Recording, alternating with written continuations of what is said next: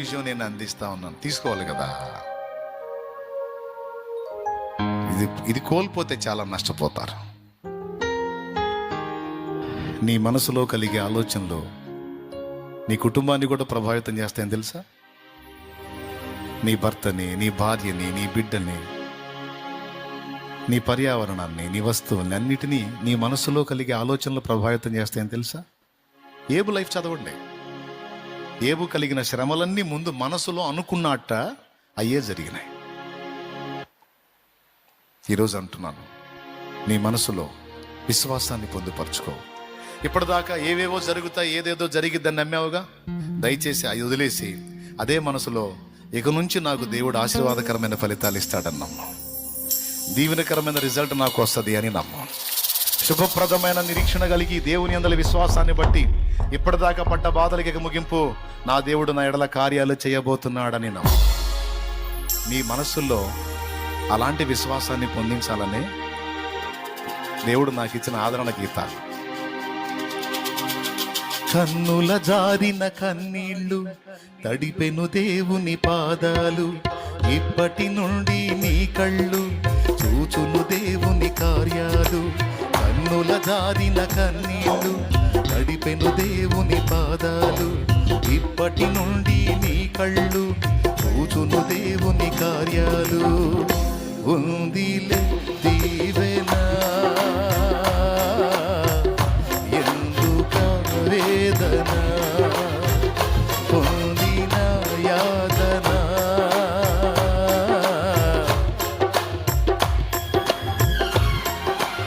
అలుగాకి లోకం నిర్మించిన ఏకకివై నీవు రోదించిన అవమాన పర్వాలు ముగిసేనులే, ఆనంద గీతాలు పాడేవులే.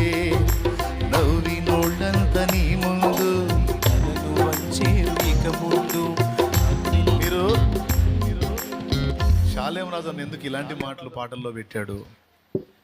శాలేమన్ ఎందుకు ఇలాంటివి రాస్తాడంటే పరిశుద్ధాత్మ ఆదరణకర్త అని రాయబడి ఉంది.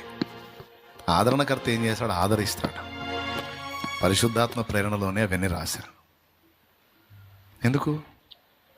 ఈ వ్యతిరేకమైన ఆలోచనలతో నిండిపోయి దుష్ఫలితాలు పొందుతున్న ఆయన బిడ్డల్ని ఆ ఆలోచన కాదురా తల్లి కలిగి ఉండాల్సిందే.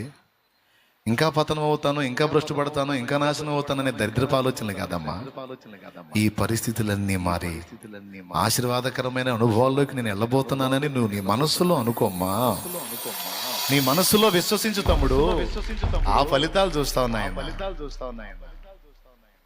ఏవు నెగిటివ్గా అనుకున్నాడు, అయ్యే వచ్చినాయి. యేసయ్య ఏమన్నాడు? నీ నమ్మిక చొప్పున మనసులో కదా నువ్వు అనుకోవాల్సింది. ఏమనుకోవాలి? నా పరిస్థితులను నా తండ్రి మార్చబోతున్నాడు, ఒక ఆశీర్వాదకరమైన అనుభవంలోకి నేను వెళ్ళబోతున్నాను, నా కుటుంబాన్ని కూడా అలా బ్లెస్ చేయబోతున్నాడు, దేవుడు బలమైన కార్యం చేయబోతున్నాడు. అందుకే మాటలతో చేతి మీకు అర్థం కాదని పాటల రూపంలో కూడా మీకు అందించడానికి దేవుడు నా కృపనిచ్చాడు. ఆయన నీకు తోడై ఉన్నాడు. నువ్వు ఎందుకు అట్లా నెగిటివ్గా అనుకుంటావు? నీ పరిస్థితులు మారుతాయి. మారుతుంది నీ జీవితము, వేదన చెందకుమా. మరచిపోడు నిన్ను యేసయ్య, మాటే నమ్ము సుమా.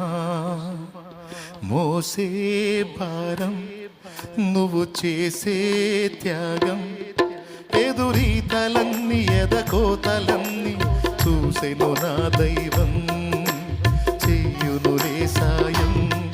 ఎదురీతలన్నీ ఎదకోతలన్నీ చూసెను నా దైవం, చెయ్యునులే న్యాయం.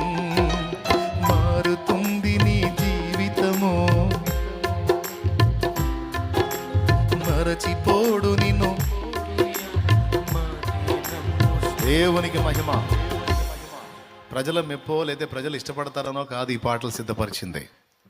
ప్రజల్ని బతికించాలని, ప్రజల ఆలోచనలని, ఆ వ్యతిరేకమైన ఆలోచనలని అనుకూలంగా తిప్పాలని, దాని ఫలితాన్ని బిడ్డలు అనుభవిస్తే నిజంగా చూడాలని.